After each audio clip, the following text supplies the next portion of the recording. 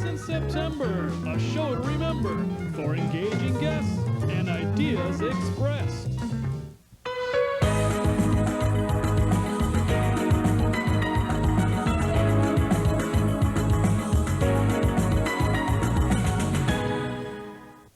Hello and welcome to Artifacts, the show that talks about the arts in the Minneapolis area. I'm Phill Lindsay. And I'm Zahn, and as usual, we're going to start out with a couple of news items for September. Minnesota will be well represented at the 20th Annual Independent Feature Film Market in New York, September 18th through the 25th. Among those Minnesotans traveling to New York are Tim Kinsey with his short film, Astral Somnambulist, Troy LaFay with his script, Loon Dance, Kate Lehman and Sarah Moore with the feature Homo Heights, Michelle Lepsche with her feature Cut Glass, and Chris McGuire with his short film 4 Days. Good luck, everybody. And in a civic confidence survey conducted by Metropolitan State University, arts and culture received a very high ranking. When asked what they like best about the Twin Cities, respondents answered arts and culture, just behind convenience. Now, interestingly, weather came in just above outdoors and lakes at the bottom of the list. This is the third year of the Twin Cities Region Civic Confidence Poll directed by Professors Ken Peterson and David O'Hara. If you're at the movies, watch for the trailer for A Simple Plan. The Minnesota-made movie is expected to open in October. And here's an update. Last month we reported on the number of nominations for blooming boulevards received by the Neighborhood Environment Committee. That's a subcommittee of CUE, the Committee on Urban Environment in Minneapolis. Now, after extending their deadline, the final number turns out to be 1,713. That's up 172% from last year. Maybe someday Blooming Boulevards itself might rank up on that civic confidence survey. And that's the news for September 1998. And coming up next on this edition of Artifacts? Well, first I'll welcome Mary Hansmeyer. She's a costume designer whose client list includes many people and companies in the local arts community. And then this is something you'll only see on Artifacts, a clip from a Chinese TV game show.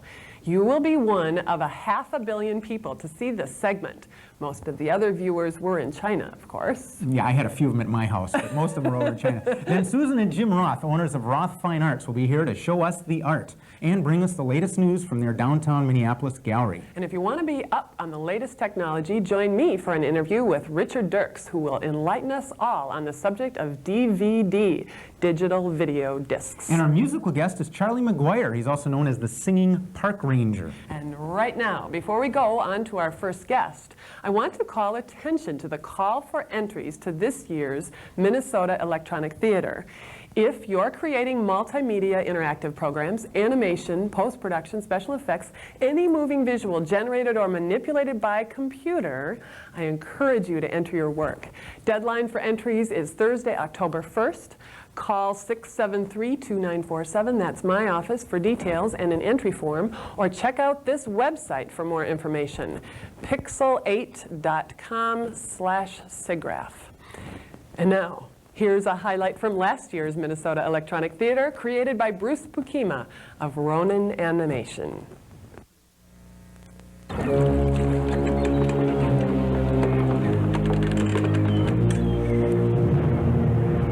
Gather round me, hearties. You know, old Davy gets a bit dry from time to time. For a tankard of your finest ale, I'll tell you a tale that'll curl your blood, straighten your hair, and get you to swear off touching yourself.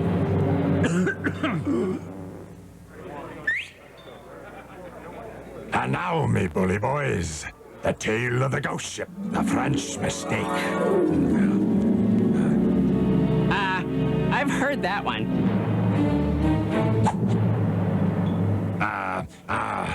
How about the tale of Bloody Bob and the treasure of San Marcos? I heard that one too. Well then, me laddies, you're gonna love the tale of Buxom Annie McGregor and the Amazon Warriors. Oh, that's the one about the island of the crazed infomaniacs? Har, matey, the very same. Heard it.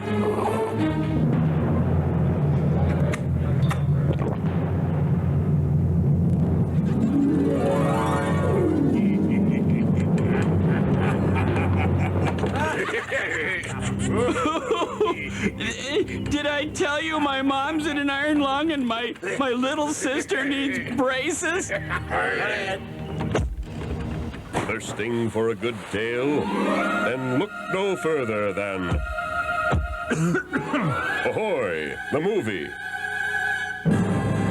Appearing soon at a brain cell near yours. Riders not included, member FDIC.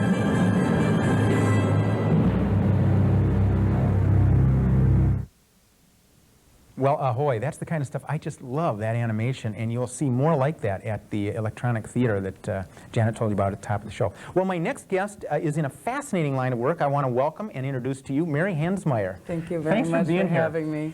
And what Mary does is costume design. Now, anyone who goes to an art event, certainly any performing things, obviously there are costumes up there, but I bet a lot of people take for granted the work you do. What is it you do? How do you work with people that give you a call and say, hey, we're doing a show, we need some costumes? What's that interaction like? I guess the first thing, I come from a theater background, a theater degree, and I fell in love with dance about 8 years ago. So right now, all of my work is in dance. And so what we do is we normally is a phone conversation. We talk about the general premise of the piece, the music that's involved, the time frame, and then we just get together and talk about what they want to bring across. And then I go ahead and I research the piece, most of the time in the downtown library, the picture file, and bring images back to them that might trigger something for them. Okay, so part of it's just an initial getting to know what they're after, and then you get it down to some more technical stuff, because we're not dealing with a script, we're dealing with something that's much more collaborative and much more conceptual, which dance design really is. Right, now you did mention to me at one point, you've done some theater and I think even opera, you said, but you just love the dance itself. It combines a lot of what I love. I went back to school when I was 26 for music, and found that I didn't really care to perform, so I went and got a theater degree and fell in love with designing through work study, a work study job at the opera theater at the university. So I just fell in love with it. I started working with the university dance department and designed 2 years of there, and work with amazing people like Merce Cunningham and Mark Morris. And what a great way to get started. I know, I was very, very fortunate. Wow, and did you just think, okay, this is the level you exist at, or? Well, I was really fortunate to start out with Danny Burchesky Jazz Dance, and that's almost been 7 years. Wow. Did you grow up, I mean, were you one of those kids that was doing, making your own clothes and things? Or Certainly. I grew up in the 70s, and I grew up in a very large family on a dairy farm here in Minnesota. So, yeah, I did. And I managed clothing stores first because of my love of clothing for about 8 years. So everything from rag stock to casual corner to pinstripe petites. Right. So quite a bit of background in that area. Get this woman near the fabric. That's something you want to do. Well, you're nice enough to bring a few images of at least just a sampling, a few of the things you've worked on. Why don't you just walk us through some of these images right now, and then we'll talk a little bit more about costume design.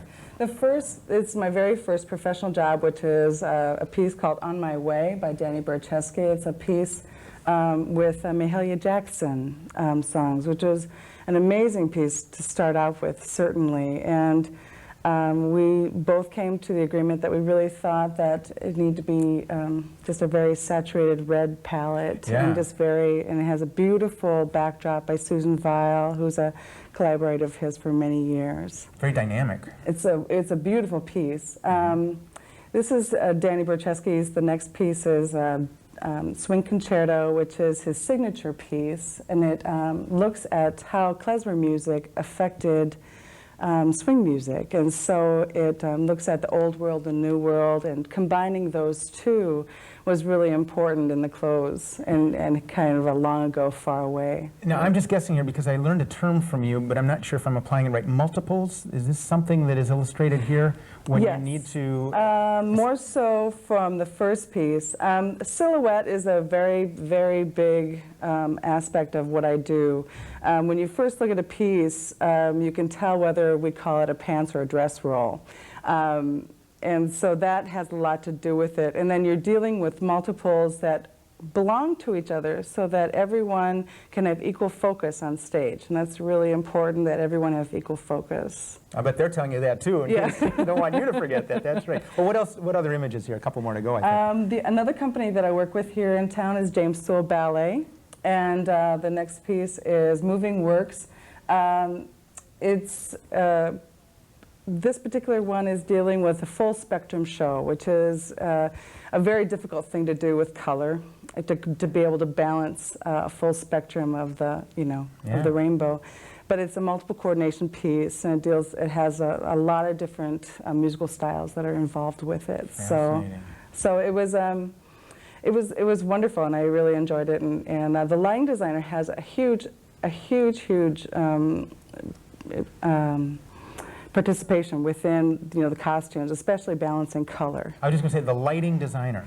Is that what you're saying? Huge amounts, yeah, of power, especially within dance design, because it's so sculptural and it really does need to be. So are there meetings then? Certainly. Yeah? I meet always with the lighting designer when I'm pulling out my palette. Fascinating. And then given those two professional roles, where does the director of the whole darn show come in? Does he or she also then meet with you and say, certainly, we want more here, or we want more flow, or we want more color or something? Absolutely. I mean, that's oftentimes what works best for choreographers, I find, is that I make an actual mock-up of the garment. And so that the dancer can work in it and move in it, and to see if they really did visualize that. Even though we talk about the silhouette, they may not really, it may not be exactly what they thought it was. Well, you get a certain rein there, too, to express yourself, but it has to fit within their parameters. Certainly. But I guess I look at the choreographer as a playwright, because he really is the originator, and I need to make sure, my job is to make sure that it looks the way that he feels that it really needs to, or she needs to. Right. It's very important. Okay, well, one more image, I think. Yes, this is Amal and the Night Visitors, James Sewell Ballet, and this involves sign language, ballet, and now the second year St. Paul Chamber Orchestra came in and is been doing a live performance with them. Yeah. And it will be coming up again this fall, as well as Jazz Dance will be performing this fall. Well, loyal viewers to Artifacts may remember, I think we had a clip of Amal late last fall, I think, with Sally and James on the show, and it looked dynamic, and little did I think months later that here you'd be the person that worked in the costume, so thanks, that's great. Just a couple of oddball questions. What's the biggest assignment you've ever had? I mean, did anybody ever say we're going to fill the stage with 89 people and we need them all to look like, Russian peasants or something? It actually wasn't in numbers. It was actually a film piece that I did last year, which was the Nutcracker, Maurice Sendak's Nutcracker, which was done with the Minnesota Orchestra and James Sewell Ballet. And it was recreating Maurice Sendak's actual images and renderings on the page onto real people. And it was a mixture of animation and real action on film. So that was my very first film job, as it were, a video job actually, and so I'm looking forward to doing more of that coming up in the next couple of years. Yeah, I moved into my very first studio just in November of this year, so it was a very big step. I've been working out of my home, actually my basement, for 6 years. Yes. Yeah. And so it's something that I'm looking forward to branching out. I love dance, but I do need to branch out a little bit more, Right, I think. and it seems that the film world is quite busy here, and as we've seen with other things we talked about on this show right here today, the commercial production and all that, so it would seem to be a fertile ground for you to work in. That's great. In the field that you're in, are there a lot of people doing what you do here in the Twin Cities? If somebody needs a costumer, is there a long list in the phone book or anything? There's a lot. It's all done by referrals, of course. And there's a lot of great people like Lyle Jackson over at Ballet of the Dolls, and there's people that work specifically with one company More or in-house another. Children's Theater has a... Well, no, actually, Children's Theater brings designers in every... Oh, they do? Okay. Yeah. All right. So most of the designers for the larger places, like the Opera, Guthrie, and Children's, bring people in from out of town. They rarely use local talent. for whatever reason. Yeah. For whatever reason. Maybe they have different fabric out east or something, and they bring swaths with them or Not something. necessarily. No, I wouldn't think so. Speaking of which, I mean, what are the tools? Do you have interesting tools? I mean, what do you work with? I mean, you got bolts of fabric that you've got lined up in there, or do you just have to go out and get that production by production? Production by production, more than anything else. I have basic fabrics that I do flat lining with, or it means putting two pieces of fabric together to make it stronger, to last longer, during performance, because many of these things are in rep. Almost all the costumes that I make are owned then, of course, by the dance company, and so then they take those on tour with them. They want some and so they longevity need to to this. last. Yeah, They need to last. Because it's not inexpensive. I mean, there's a lot of labor involved in the cost of the materials. Yeah. Most certainly. And I'm guessing that dance being somewhat more dynamic physically, I mean, there's a little more wear and tear, I would guess, than somebody just coming out and giving a soliloquy in a theater piece or Certainly. something like that. They need full range of motion. Yeah. And that's, I guess that's one thing. I got my training out at Chanhassen Dinner Theater. I cut out there for many years, so with Rich Hampson and Sandy Schulte, and so they help me most definitely work with all these amazing companies that are in town here. There's so many. Can you rattle off a few that you've worked with, besides Chanhassen? And there's so Danny many. There's Paula Mann and Sarah House and Ragamala and who I just worked with, Robin Steam. Yeah. Joe Koala, Shapiro and Smith. There's just such an amazing wealth of talent here in this city that, and I apologize if I don't remember everyone's name. It sounds like you've got a huge long list. How could you possibly remember? Well, they've been really welcoming. They've welcomed me so wonderfully to their community, and so I'm really happy to be And you've got a working couple here. projects that are in the works right now. A couple coming up this fall. Certainly, there's Jazz Dance by Danny Burchesky. He's going to do an evening-length work on Duke Ellington. He's bringing in two jazz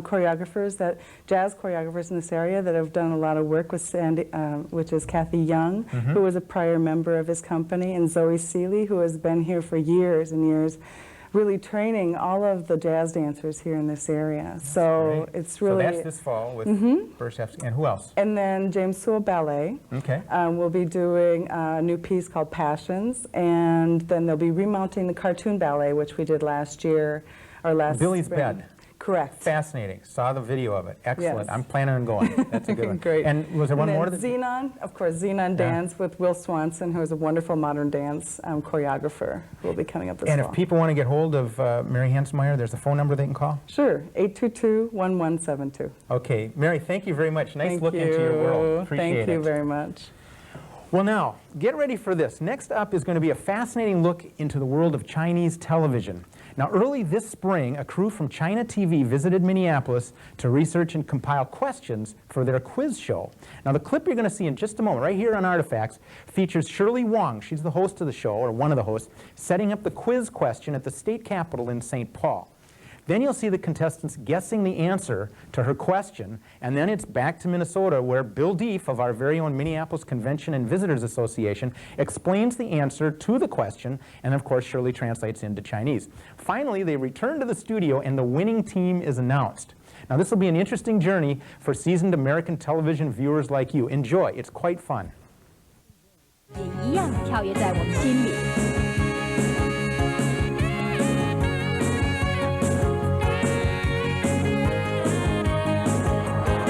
每到周末的时候，除了在市中心的商业区，大多数明尼阿波利斯市的街道都会显得有点冷清。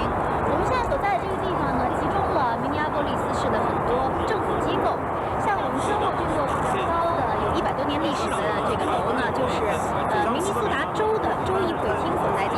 在州议会厅前面的草坪上呢，我们看到有很多被隔离开的一堆一堆的这种干树叶。那么人们把干树叶堆在这里有什么特殊的用途？大家能说说看吗？好，这个问题呢，我们请各位嘉宾在你们的题板上写出答案。写一个简单的答案。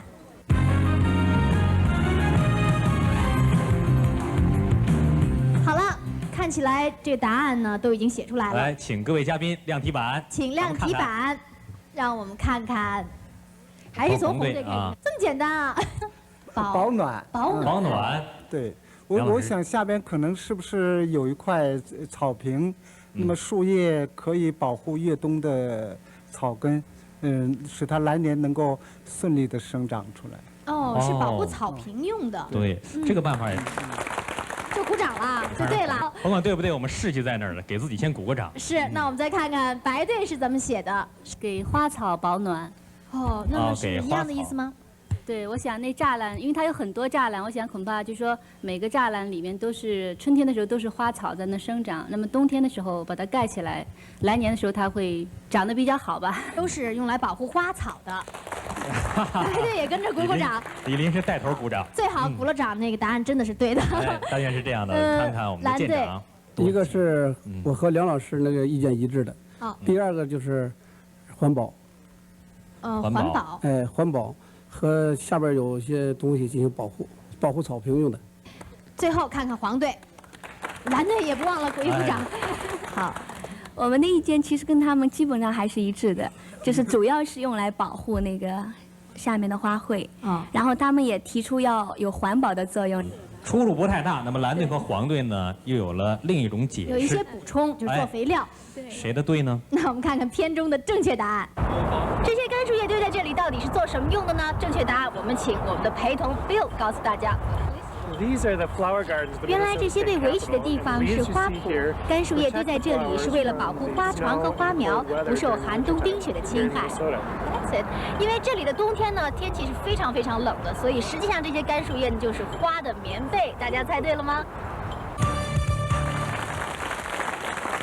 这一轮太令人高兴了。雪纯解释是棉被跟保暖，它是一个意思。那按照正确答案，好像这一次每队都可以加10分了。大家马上就会听到一个非常欢快的节奏。加10分，全场加10分。恭喜各位！好，祝贺各位获得满堂彩。那么皆大欢喜之后呢，我们上半场呢也要告一段落了。现在看看我们现场的得分。暂时领先的是黄队130分。希望其他几队继续努力。待一会儿呢，我们还将继续讲述哈尔滨和它的友好城市的故事。现在我们先稍事休息，一起来轻松一下。Now, if you just joined us, rest assured that that was the only part of Artifacts that will be in Chinese, at least this month. And just to recap a little bit, that clip was from a Chinese quiz show, portions of which were shot here in Minnesota this past spring. And I want to reiterate that when the show aired in China, it had a viewership of 500 million people. So a nice little plug here for the city and the state. And we want to thank a few people who coordinated the video location work for this Chinese TV Twin Cities tour. That includes Katie Fournier, who's the International Affairs Coordinator for the City of Minneapolis, Bill Deef and Laura McCarthy from the Greater Minneapolis Convention and Visitors Association, as well as the U.S.-China People's Friendship Association. And let's not forget Rebecca Bryden and my co-host Janet Zahn from the Office of Film, Video, and Recording. And now, on with the show, and I hope those Chinese folks are watching because I've got two guests that I'm happy to have here. They're old friends, Jim Roth, thanks for being here, and Susan Roth. And you guys have done an amazing thing. You've opened an art gallery here in downtown Minneapolis. First of all, what's the name of it? Roth Fine Arts. Very good. I think we can remember that one. And what do you have there? If people come into your new gallery, what are they going to see? What kind of art? I think the first thing that will hit them will be color. One of our goals was to bring something visual back to the south end of the mall that had an awful lot of color to it. And so we've got a variety of artists and oils. We've got sculpture. Okay, so you hit all the different media then, in terms of the visual arts. Oh, that's neat.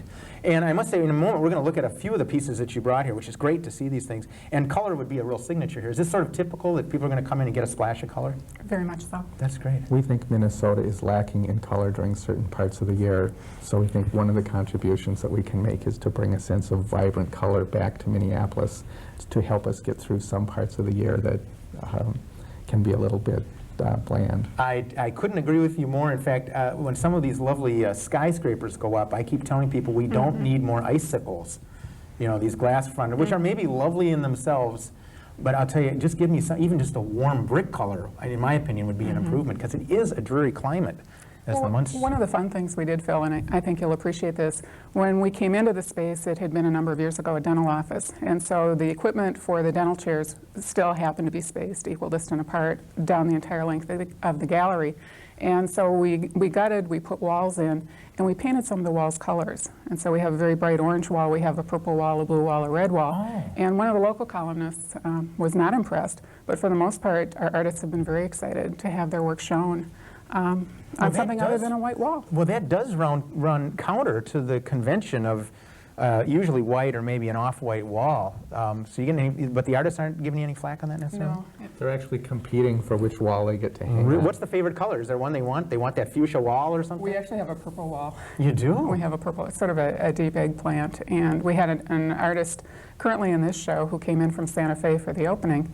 And we were a little concerned how he would react to seeing his work displayed on this purple wall. We hadn't talked to him about it beforehand.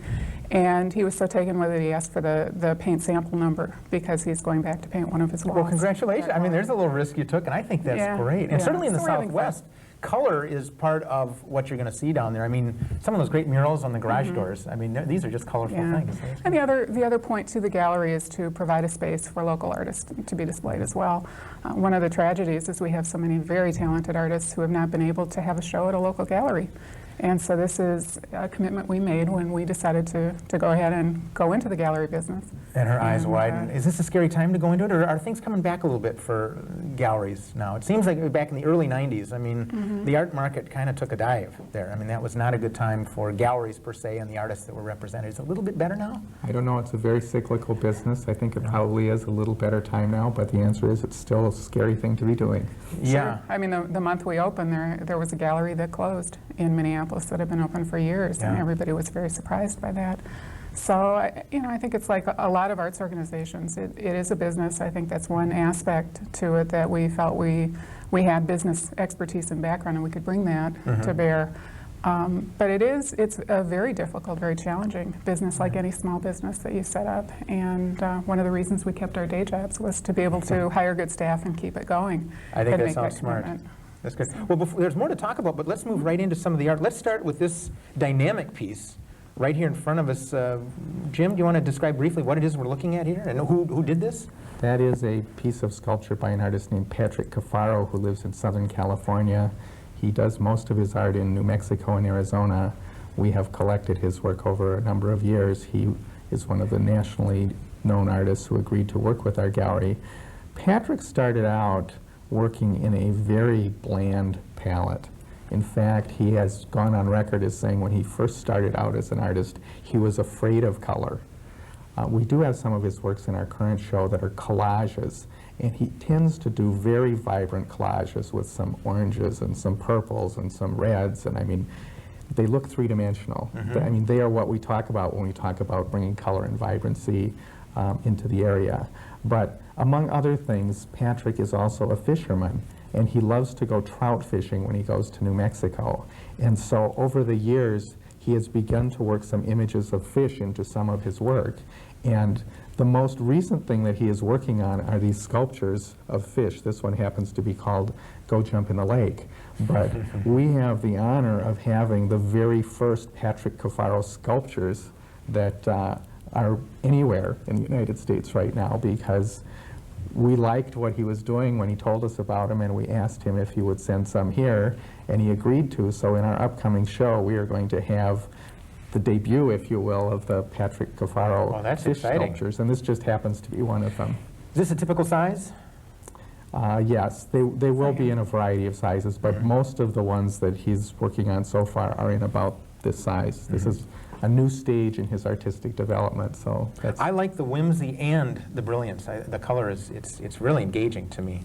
That's great. And Susan, carrying on with the color palette here, you've got something sort of on the other end here of the spectrum. And yes, it's right side up. It was signed up at the top by the artist, who is Sergio Moyano. Sergio is originally from Argentina and now lives in Santa Fe. He studied in Paris for a while.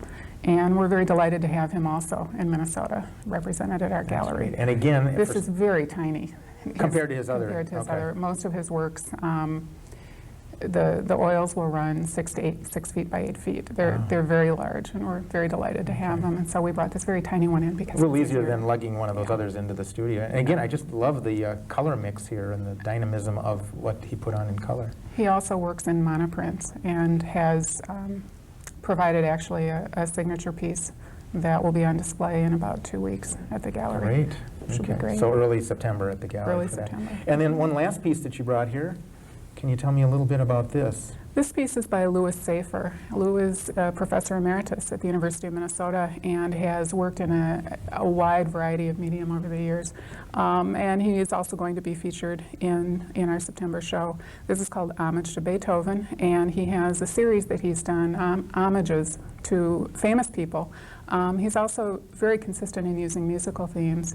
And he also has a series that he did of retinal images, where he calls them icons, and we'll have one of those as well. A little pun there, icon? A little pun. I don't know if our camera can get this, and that may not be possible, but I like the textural quality of this here with this field of black kind of rising up from the sheet music here. Interesting. And then, of course, the hand literally coming out in a three-dimensional way. Yeah, an homage Beethoven there. That's great. Before we forget, where is your studio?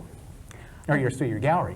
Our gallery is right on street level. It's on 12th Street, half block off the Nicollet Mall. The address is actually 1200 Nicollet Mall. Okay. But if someone's wandering on foot and they're trying to find us, there's a big sign. It shouldn't be too hard to find, and it's halfway between the Nicollet Mall and LaSalle Avenue. Sure. So for a sort of a regional landmark, I mean, really close to Orchestra Hall, the Hyatt Hotel right down at the end of the Nicollet Mall. Any particular reason you want to do this in downtown Minneapolis? It's our neighborhood. Okay. You live there? We live there. Okay. Sure. And we were among, I think, many people who were a little bit distressed when some of the other galleries were moved out of the south end of the Nicollet Mall.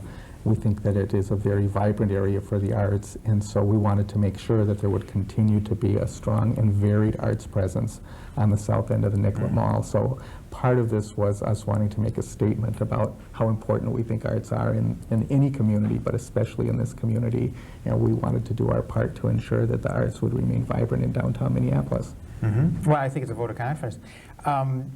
It seems to me that it's fair to characterize who you represent, who's there, as a multicultural group of artists. Is that how do you describe who you go out and look for to represent and to show and to sell? Well, we started out with artists who we have gotten to know over the years and artists whose work that we really like. We tend to have a passion for Southwest art, among other things. But I would also say various forms of ethnic art that are very colorful and tend to make very bold statements. And so we contacted artists who we decided represented the kind of collecting that we have done over the years. And as we contacted those artists, they gave us names of other people, and people locally gave us the names of other artists to contact. The other thing is, once we opened our doors, the portfolios began to pour in, and we get portfolios almost every day. So we try to look at all of them, and we try to look at the work and decide what is consistent with what we're doing. But I think that your statement is correct, that if you described it as being multicultural, that's probably the best characterization of it at this point. Sure. How about just a few of the areas that are represented? I think earlier you mentioned something to me about Barbados. You've got an artist who's now in the southwest part, but originally from South America. How do you contact these people? I mean, they're not in a catalog. As Jim said, one of the things we do when we travel and what we have done over the years is we always go to art galleries and look at art. We go to museums. You know, just as we've grown up and had an opportunity to experience arts here in Minneapolis, you take that with you when you go somewhere else. So as we've had a chance to travel, we would see an artist. Occasionally we would buy a piece for our own home over the years. And so as we began to think about, should we do this when we retire or should we do it now? The list was pretty easy to fit together, but what was exciting to us was the response we got, you know, to approach an artist or two. Well, that's what I'm interested in, because you see the art and it's in a gallery, you're somewhere, and you like it a lot enough to own it yourself or maybe then represent it.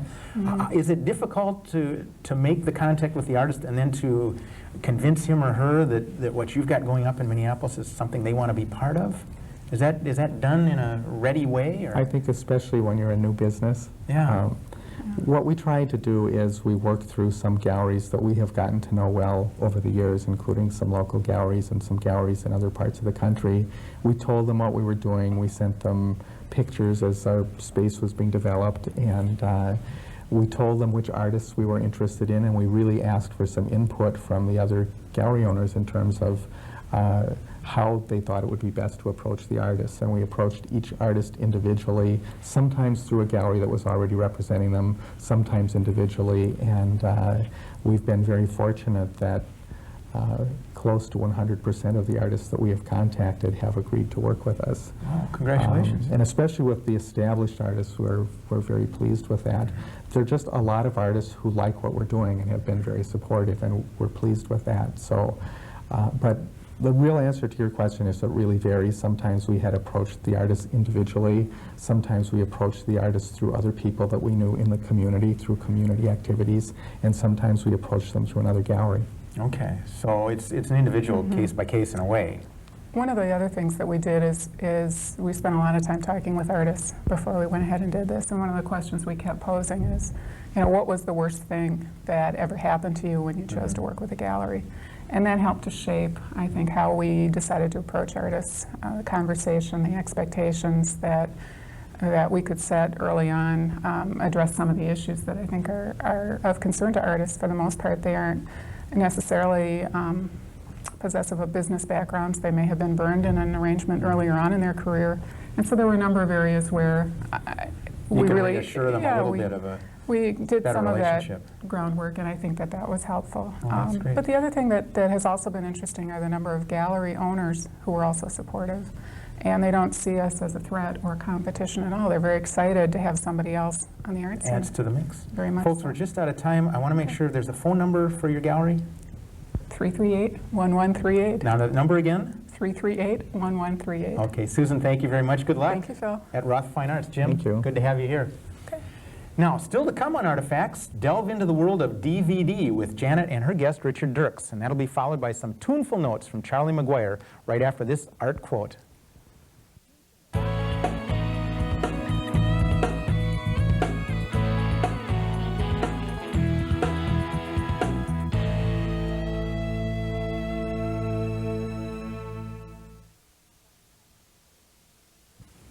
Welcome back, everybody.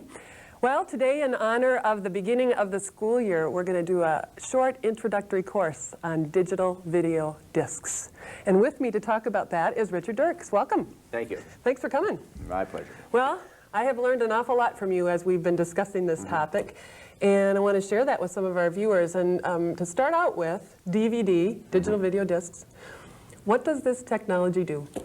Well, DVD, digital video disc, or digital versatile disc is kind of the evolving term, is an extension of the basic optical disc technology that we've all had. I mean, this is a DVD disc right here. It looks just like a CD audio, just like a CD-ROM. It's fundamentally different in terms of the technology that's used to put the zeros and ones on the disc. But for anyone who's used to this technology, it'll be very commonplace for them. What's different about this disc than my CD that I play in my CD player? Well, two things. The primary one being capacity. Your CD audio disc holds a couple hundred megabytes of information, which at the time seemed gargantuan. Yes. Your CD-ROM holds 650 megabytes. At the time, more than anyone would ever need. And frankly, if you look at most CD-ROMs, more than they use. Typical CD-ROM only has 10-15% of the total disk, and still it's replacing 50 of the floppy disks we're used to using. This holds 4.7 gigabytes in its simplest configuration and can go up to 18 gigabytes. And it can output the information very, very rapidly. I mean, all this gets highly technical, but what it can do is send out information fast enough that you can have a theatrical quality image to the picture, and that's been one of the keys. Exactly. To get the kind of picture and sound that we're used to and that we're demanding on our television sets, in the theaters that we go to, in the home theaters that we build at home, and nothing has been able to deliver that system short of Laserdisc, which has all sorts of other problems, including cost associated with it. So you're telling me a little bit about why we've developed this technology, because it's satisfying a need in the consumer market too. Yes, right? well, not only in the consumer market, but in the consumer, the business market, in the video, and in the computer market. I've given a talk, and other people have around the country for years, which basically has said that what we need, and we've known this for 20 years. I mean, we've known this probably, if you think about it, since 1895 when film was invented, that what we need is something that gives us, first of all, a high-quality picture. Now, we've had that for a long time. If you look at early films from the 20s, they were phenomenally well shot. The film hasn't really changed all that much, especially the black and white. We've also needed high-quality sound. Got to have high-quality picture, high-quality sound, and then you need enough capacity for that so that you can show it to everybody. And it does whatever the task is. And if you only get 5 minutes or 3 minutes, it really doesn't. You need enough for at least a theatrical film. Then you need a high level of interactivity. We've always wanted that. Consumers don't want to sit there and simply, or viewers, and just simply watch only what's being presented, particularly as you get away from the theatrical film and you get into special interest or reference material or corporate communications or training. And finally, you need a level, you need an easy, inexpensive delivery system. And so if you look at VHS, everything has been, yeah, but VHS will give you a lot of quality, yeah, but the picture quality is not very, or a lot of capacity rather, picture quality is not very good, sound quality is not very good, and there's no interactivity. Well, you want interactivity, I'll give you CD-ROM. Great, interactivity all I want. Terrible picture quality because there's no capacity there, we can't deliver the picture fast enough. Oh, you want high-quality sound? I'll give you high-quality sound and CD audio, but it has no picture, it has no... So for a long time, we've known that all 5 of these elements have been needed for all of these applications. Not just feature films, which is kind of where the activity is now, but in the special interest product and other things. Right. So that's what I think will make DVD the kind of product that's going to be a major product for a long time. Tell us, we've got some stuff going on the monitor back here. Let's play with this a little bit so we can give our viewers an idea of just what it looks like if I were to have one of these machines in my house. Well, first of all, almost all DVD programs are authored to be have fairly high levels of interactivity. And in this one, for example, you can see as we highlight, we go down.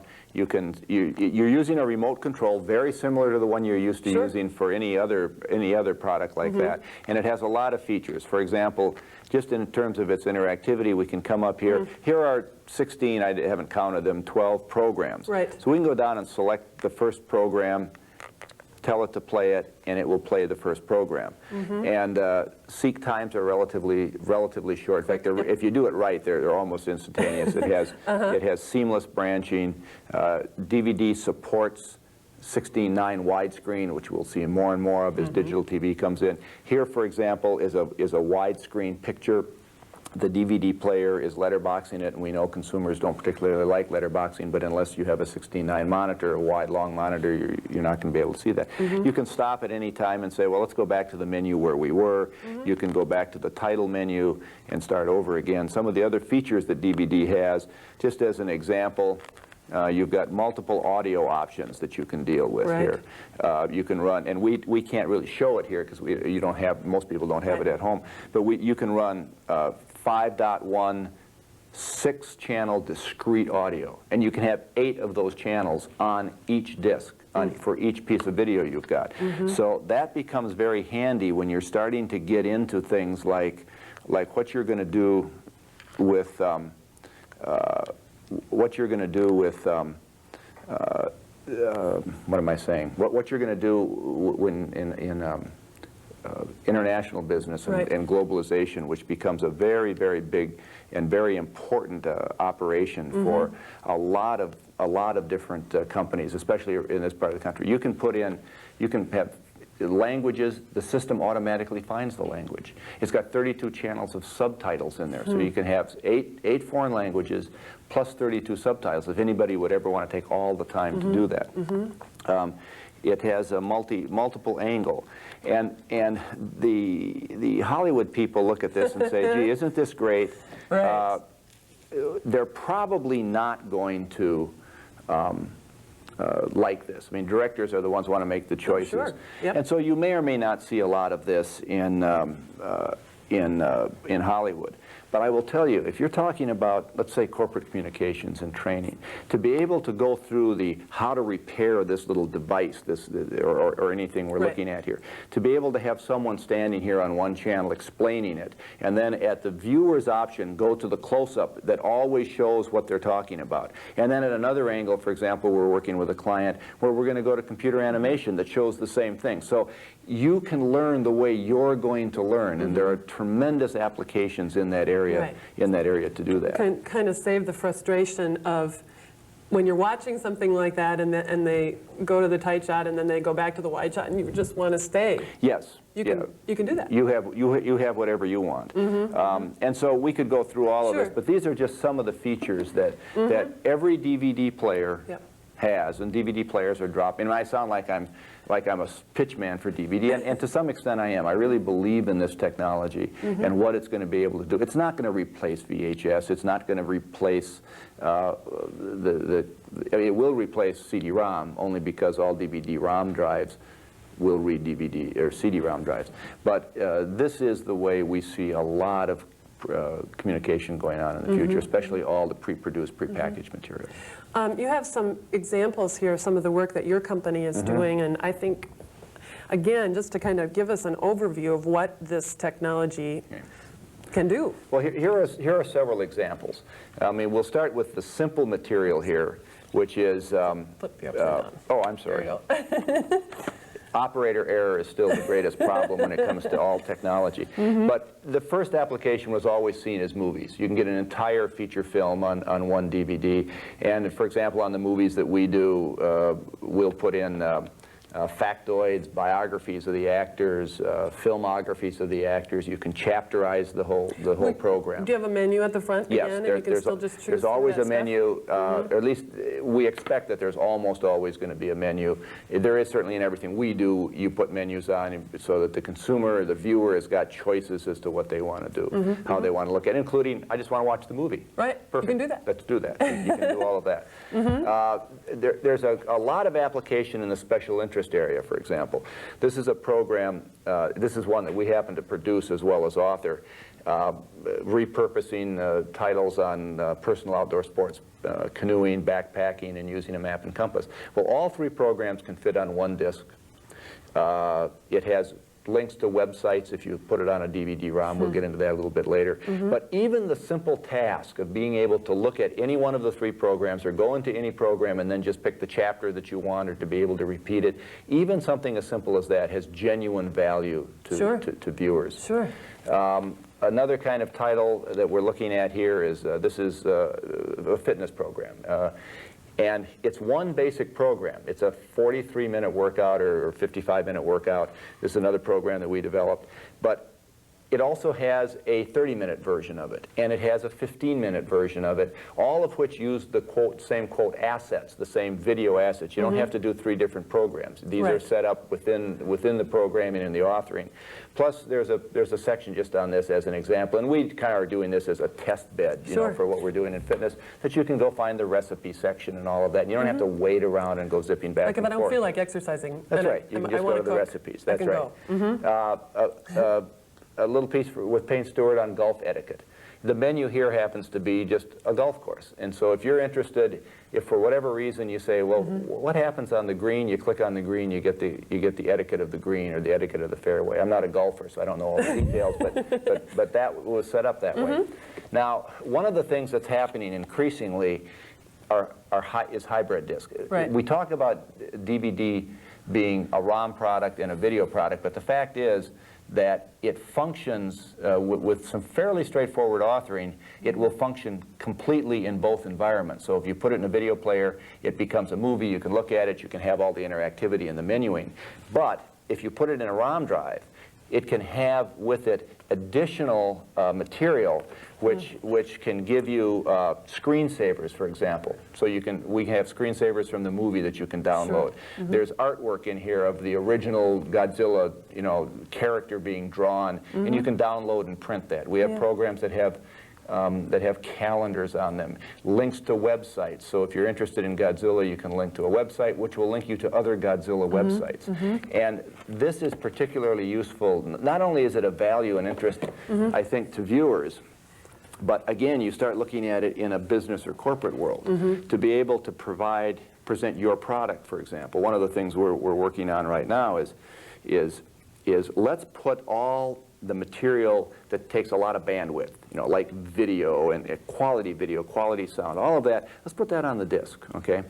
And now if you're doing something, for example, Orvis, let's just take as an example, you can have all the fly fishing and all the neat stuff and product demos and all of that. But now when it comes to the fungible information, the stuff that's going to change all the time, now you can just click, go to their website. That's all the pricing and all of that kind of material. And you as a viewer, you don't care where this information is coming from. You say, oh, gee, let me see what that fly rod looks like. Click on it. Boom. Now you can go see a demo of it. Maybe I'd like to buy it or find out more about it. Go back to the website, download, print it, make your order.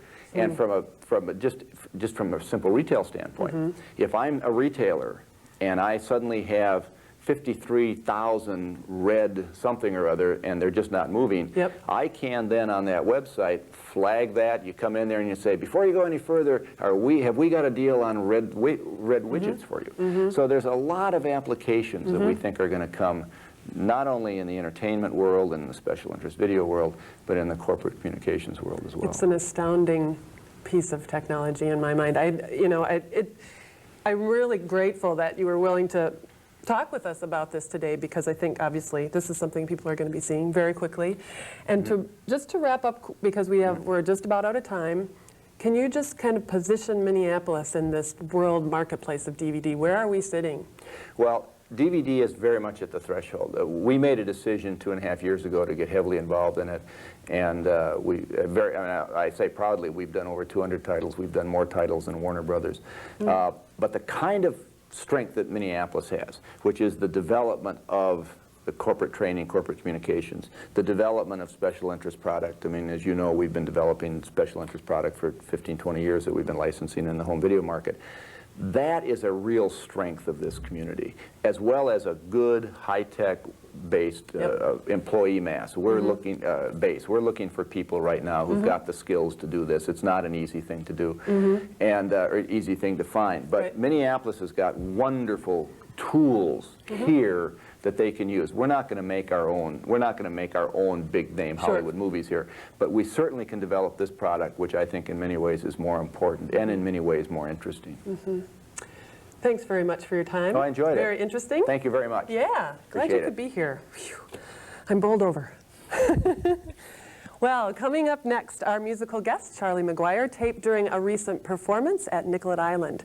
And after the music, Phill will join me to wrap up the show. Stay tuned.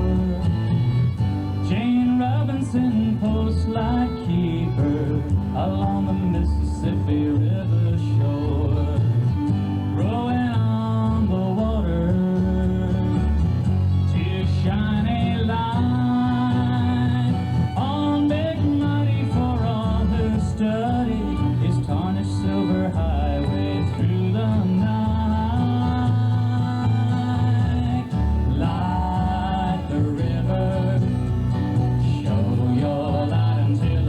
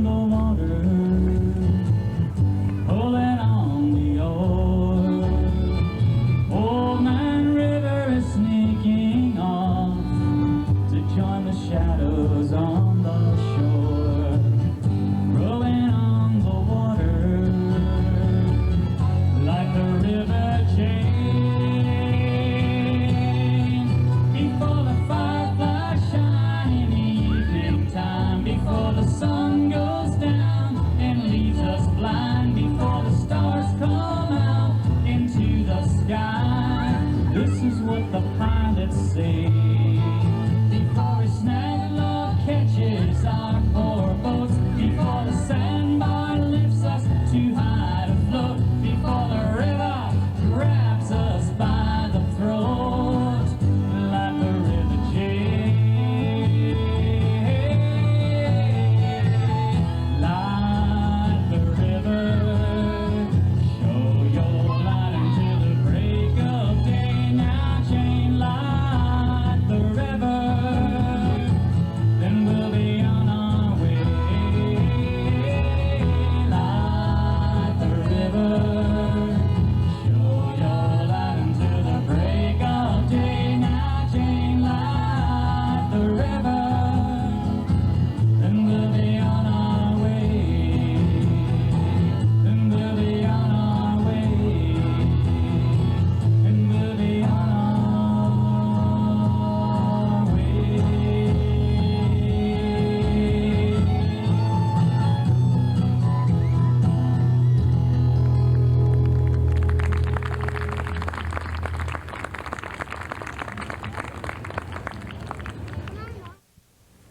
Well, we hope you enjoyed the singing park ranger. That's Charlie McGuire. And accompanying Charlie for the Nicollet Island gig that you just saw were Lisa Fugly on vocals, mandolin, and fiddle, and Patty Shove on bass. Thanks for the music. It was really great. This is a fun show. Yeah. By the way, earlier when we had Jim and Susan Roth on, their new show at their gallery is called Variations. It's open September 12th, runs through Halloween. Go down and see it. And I wanted to thank Richard Diercks, who took a lot of time with me outside of the television show to talk about DVD. So he brought me up to speed as best as I can be brought Right. up Well, to that's a speed. whole new fascinating platform. it really is. For And- what we're all going to be checking out here. Yeah. A little chit-chat here. There's a new theater company in town called Verona Productions.